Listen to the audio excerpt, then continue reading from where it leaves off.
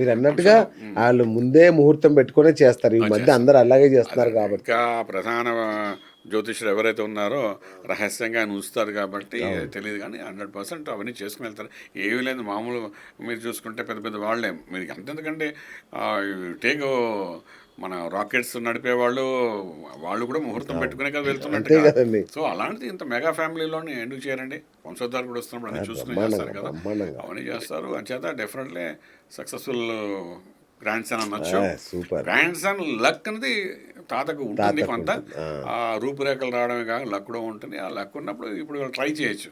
అంటే ఈ చిరంజీవి గారి యొక్క జాతకంలో కూడా మన దగ్గర ఓపెన్ అయి ఉంది అండి, జాతకం తులా లగ్నంతో ఉంది కాబట్టి కన్యా రాశితో డెఫినెట్గా ఈ స్టేజ్లో ఆయనకు ఉన్నది అదొక పోస్ట్. అంటే ఆయన పోస్ట్ కోసం ప్రయత్నం చేయరు, కానీ అది ఆటోమేటిక్గా సీనియారిటీ మీద అది రావచ్చు. మన రోషయ్య గారికి వచ్చినట్టుగా అంతే సీనియారిటీ మీద రావచ్చు. అంటే ఆయన వేరు ఇది వేరు అనుకోండి, బట్ వన్ థింగ్ వచ్చే అవకాశం అయితే ఉంది అని చెప్పొచ్చు. ఇది మన ఛానల్ ద్వారా మనం చెప్పాం అనుకోండి, నిజంగా జరిగింది అనుకోండి సంచలనం. మన సంచలనం అంటే మనం ఏది చూడలేదు, ఏదో వాక్తో చెప్తున్నాం అంతే, అంతకన్నా ఇంకా లేదండి సంగతి. సూపర్ గురుగారు. అయితే మీరు అన్నట్టు ఇప్పుడు జ్యోతిష్యం గురించి రకరకాలుగా, అంటే ఇది రాజ్యాల గురించి చెప్పే శాస్త్రం అన్నారు మీరు. సో గరికపాటి వారు కూడా తిడుతుంటారు, ఏమయ్యా ఏదో రాజ్యాల గురించి పంటల గురించి చెప్పేదాన్ని తీసుకొచ్చి ఇక్కడ పెట్టారా అంటారు. కానీ సరే, ఇప్పుడు హౌస్ హోల్డ్ అయిపోయింది జ్యోతిష్యం అనేది, ప్రతి వ్యక్తి గురించి తెలుసుకుంటున్నాం మనం. సో గురూజీ, నాకు ఒక డౌట్ ఏంటంటే, ఇప్పుడు ఒక యాక్సిడెంట్ జరిగింది, ఒక 1000 మంది చనిపోయారు అనుకో, వాళ్ళందరి జాతం ఒకలాగానే ఉంటుందా గురుగారు? ఖచ్చితంగా. ఎందుకుంటుంది, ఒక క్షణంలో లక్షల మంది పుట్టుతున్నప్పుడు ఒకే క్షణంలోని లక్షల మంది పుడుతున్నారు. అది మీరు ఒప్పుకుంటారు? ఒప్పుకుంటాము. ఇప్పుడు మీ ముందు కనబడలేదు, కనబడకపోవచ్చు, కానీ ఒక్కసారి చూస్తే లక్షల మంది ప్రపంచంలో పుడుతున్నారు, ఒకే క్షణంలో పుడుతున్నారు. దాన్ని మీరు ఒప్పుకున్నప్పుడు ఇది కూడా ఒప్పుకోగా ఖచ్చితంగా. అంటే ఆ ట్రైన్ లోనే ఆ 1000 మంది ఎక్కుతారా? అదే జాతకం ఉన్న జరుగుతుంది. లేకపోతే మన జన బోయింగ్ విమానంలోని ఒకటే బయటపడ్డాడు ఎందుకు? అక్కడ అందరూ పోయారు, ఒకటే కింద పడ్డాడు బయట. ఇప్పుడు వాళ్ళందరి జాతకం ఒకటేనా? అంటే ఆ గడియలో అలా లాక్కుని వెళ్తున్నాండి. మీరు అదే పెద్ద ఎగ్జాంపుల్ అండి. ఎందుకంటే ఆ ఫ్లైట్ మిస్ అయింది ఒక అమ్మాయి. అవును. పరిగెట్టి వెళ్ళిపోతానంటే గేట్ దగ్గర ఆపేశారు. అవును. బలవంతంగా ఆపేశారు. లండన్ వెళ్ళాలి కదా ఫ్లైట్. బలవంతంగా ఆపేస్తే ఇప్పుడు ఆ అమ్మాయి బయట ఉండిపోయి చాలాసేపు ఏడ్చింది. బయటికి వెళ్ళి ఇలాగ వస్తున్నది ఆ అమ్మాయి, ఆ ఫ్లైట్ అలా పడిపోవడం అమ్మాయి చూసింది. మరి ఎంత అదృష్టం చూడండి అమ్మాయికి. అలాగే ఫ్లైట్లో ఉండి కూడా ఒక వ్యక్తి అన్నదమ్ముడు పోయాడు, తను బతికాడు, జీవితాంతం బాధపడుతున్నట్టు ఉన్నాడు. ఇప్పటికీ కానీ కోలుకోలేదండి పూర్తిగా. బట్ ఏంటంటే he has got a life again.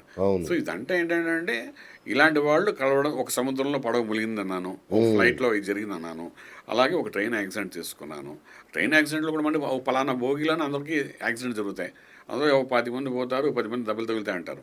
ఇవన్నీ ఏంటంటే ఆ ఘటనకి అలాగే జరగడానికి ఆ జాతకాలన్నీ అలా కలుసుకుని అలా వెళ్తారండి. గ్రహాలు అందరివి అలా ఉంటాయని మనం చెప్తాము, అది సత్యం, అందులో ఏం లేదు. దానికి ఒకటే ఉదాహరణ, దాని గురించి 10 సార్లు మనం డిస్కస్ చేయకుండా ఒకటే మాట ఏంటంటే, మనకు ఒక క్షణంలోని 1000 మంది 1,00,000 మంది ఎలా పుడుతున్నారో అటువంటి గడియ క్షణం వచ్చినప్పుడు అలాంటి సంఘటనలు కూడా జరుగుతాయి. మనకు తెలిసిన కొన్ని సంఘటనలు కనబడతాయి, మరి తెలియకుండా ఎంతమంది పోతున్నారో ఒకే ఒక సమయంలో. మన ఇండియాలోని, మన ఆంధ్ర రాష్ట్రంలో, లేకపోతే మహారాష్ట్రలోనే మనం చూస్తున్నాము. ప్రపంచంలో కొన్ని విషయాలు మన న్యూస్లే రావు, అంతే కదా.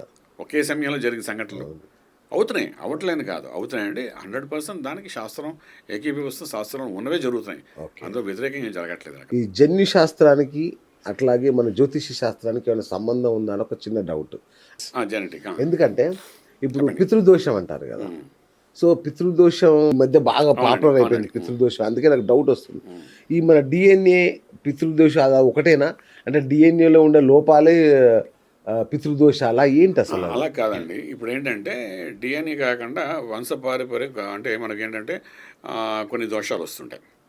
అలాగే డిఎన్ఏ కూడా అంతే కదా మనకు? అలా కాదండి, అది వేరు. మనం చేసే కర్మలు ఉంటాయి. ఏంటంటే కర్మదా చేసే పనులు, జన్మతా వచ్చే దోషాలు, కర్మతా చేసే దోషాలని ఉంటాయి. మనం పుట్టుకతోనే కొన్ని దోషాలు ఉంటాయండి. మనం కర్మదా చేస్తున్నాం, కొన్ని దోషాలు కలుపుతాం. అంటే ఒక బాబు పుట్టిన తర్వాత ఒక 4 సంవత్సరాలు 5 సంవత్సరాలు వాడు చేసే కర్మల ద్వారా కొన్ని దోషాలు జరుగుతుంటాయి. సో ఆ దోషం వేరు, ఈ దోషం వేరు. సో జన్మదా వచ్చే దోషాలు ఏంటంటే పితృదోషాలు, మాతృదోషాలు, సర్పదోషాలు, ఇవన్నీ మనం చెప్తుంటాం. ఇది తండ్రి దగ్గర నుండి తాత దగ్గర నుండి వచ్చే దోషాలండి ఇవన్నీ. ఇవన్నీ మన శాస్త్రంలో కనబడతాయండి, జ్యోతిష్యంలో కనబడతాయి ఇవన్నీ. సో దీనికి ఏంటంటే మనకు కొన్ని క్రానిక్ ఇష్యూస్ ఉంటాయంట. కొన్ని పరపరంగా ఆరోగ్యం విషయంలో కొన్ని వస్తుంటాయి. ఓకే. తాతగారికి ఒక ఫలానా రోగం ఉంది, అది మళ్ళీ మనవడికి వచ్చింది. అదే, స్కిన్ అవును. సంబంధించి దోషం వచ్చింది, అది మనవడికి కనబడుతుంది. ఆ హార్ట్ ఫ్యామిలీ అటాక్స్ మనం కూడా పెళ్లి అలాగే చేయాలా చెప్తారు. చేయకూడదా, అవును. మళ్ళీ మనకు వస్తాయేమో అని చేయడం మానేస్తారు. అలాగే ఒక సంతానం విషయంలో సత్సంతానం కలగట్లేదు ఫ్యామిలీలోని 4 తరాలుగా, మనం పిల్లని ఇవ్వాలా ఇవ్వకూడదా, ఎందుకంటే అక్కడ సంతాన దోషాలు ఉన్నాయి కాబట్టి మన పిల్లలు ఇస్తే మన పిల్ల కూడా అక్కడ సంతానం లేక మళ్ళీ ఇబ్బంది పడుతున్నామో, అలా ఇవ్వకుండా ఉండే ఆడపిల్లల్ని ఉంచేవాళ్ళు కూడా ఉన్నారు. ఈ రకంగా అంటే అంటే వంశపారపర్యంగా వచ్చే కొన్ని దోషాలు ఏవైతే ఉన్నాయో అవి ఖచ్చితంగా ఉన్నాయి. అదొక సబ్జెక్ట్ అండి. ఓకే. మనం స్టడీ చేయాలి. స్టడీ చేసి అంటే ఎవరైనా ఇలాగా వంశపారపర్యంగా ఇలా దోషాలుండి అంటే వంశాన్ని అభివృద్ధి చేయకుండా ఆగేటట్టుగా జరిగితే, ఫర్ ఎగ్జాంపుల్ ఇవాళ మనం చూస్తున్నామండి, 35 ఏళ్ళు అవుతుంది, 40 సంవత్సరాలు అవుతుంది, వివాహం జరగదు, సంతానం ఉండదు. సో ఇవి రెండు ఉన్నప్పుడు అంటే ఏం చేయాలంటే దాని ముందు తరంతోనే ఆ యొక్క వంశం అనేది ఇంకా ఎండ్ అయిపోయినట్టు లెక్క. ఓకే. అలా ఎందుకు జరుగుతోంది అన్నది మన జ్యోతిష్ శాస్త్రం దాని గురించి విశేషంగా చెప్పిన ఘటనలు ఎన్నో ఉన్నాయండి. వీటి కారణాలు ఏంటంటే ఇప్పుడు మేము చెప్పినట్టుగా పితృదోషాలు, తండ్రి తాతలు చేసిన కొన్ని పొరపాట్లకి ఏంటంటే వంశం ముందుకు వెళ్ళకుండా ఆగిపోతుంటాయి. ఇవన్నీ జరుగుతుంటాయి. ఇది నమ్మడం కాదు, ఇది శాస్త్రాలు ఉన్న విషయం అనమాట. సో అంచేత మనం వాటిని ఫాలో అవ్వాలి, దాన్ని స్టడీ చేయాలి. ఇప్పుడు అలాంటి కేసెస్ మన దగ్గరకు వచ్చి అనుకున్నాయి, మేము అడుగుతుంటానండి, మీ నాన్నగారు ఏంటి, మీ తాతగారు ఏంటి, మీ తాతగారికి ఎంతమంది పిల్లలు ఉన్నారు, అన్నదమ్ములు ఎంతమంది మీ నాన్నగారు ఉన్నారు, అందరికి సంతానం ఉందా లేదా, లేదండి అంటాడు. మరి నువ్వు ఉన్నావు కదా, నీకంటే ఈయనకి 30 ఏళ్ళు 35 ఏళ్ళు 40 ఏళ్ళు వచ్చేస్తుంటాయి, పిల్లలు ఎవరు చూసినా ఇవ్వట్లేదు, ఉద్యోగం లేదు, తర్వాత ఏదో ఒక మెడికల్ ప్రాబ్లం అండి, వివాహం జరగట్లేదు. ఎందుకు ఇలా జరుగుతున్నాయి అంటే ఇంకా వంశానికి ముందుకు రానియకుండా ఆపేస్తాం. అలాంటప్పుడు కూడా మనం ఏం చేస్తుంటే కొన్ని యజ్ఞయాగాలు చేసి సంతానం కోసం, వివాహం కోసం చేస్తుంటామండి. ఇది స్టడీ చేసే అవకాశం ఉంది అంటే మనం చేస్తామండి.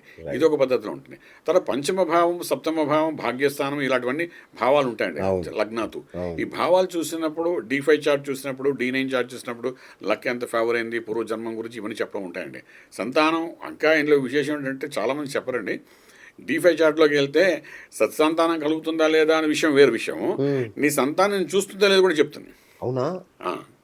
నీ సంతానం ద్వారా నువ్వు యోగం ఉందా లేదా, పెద్ద అయిన తర్వాత వాళ్ళు నేను చూస్తారా చూడరా అని కూడా D5 చార్ట్లోకి వెళ్ళి కనబడుతున్నాండి. అంటే D1 నుండి D60 చార్ట్ అని 60 చార్ట్లు ఉన్నాయండి. ఈ 60 చార్ట్లో D5 చార్ట్ క్లియర్గా చెప్తున్నాండి ఎటువంటి సంతానం కలుగుతాడు, ఆ సంతానం చూస్తాడా చూడడానికి చెప్తాను. అంటే మనిషి ఆయుర్దాయాన్ని జ్యోతిష శాస్త్రం ఖచ్చితంగా అంచనా వేస్తా గురుగారు. ఆయుర్ధారం అంటే మీరు అన్నట్టుగా ఇప్పుడు ఈ వయసుకి ఈ దశలు, ఈ అంతర్దశ ప్రకారం ఇంత ఆయుష్ ఇక్కడ ఒక గండం ఉందని చెప్తున్నాండి. కానీ జ్యోతిషాస్త్రం కానీ ఒకవేళ ఆ గండం వరకు చెప్పి అయిపోతుందండి.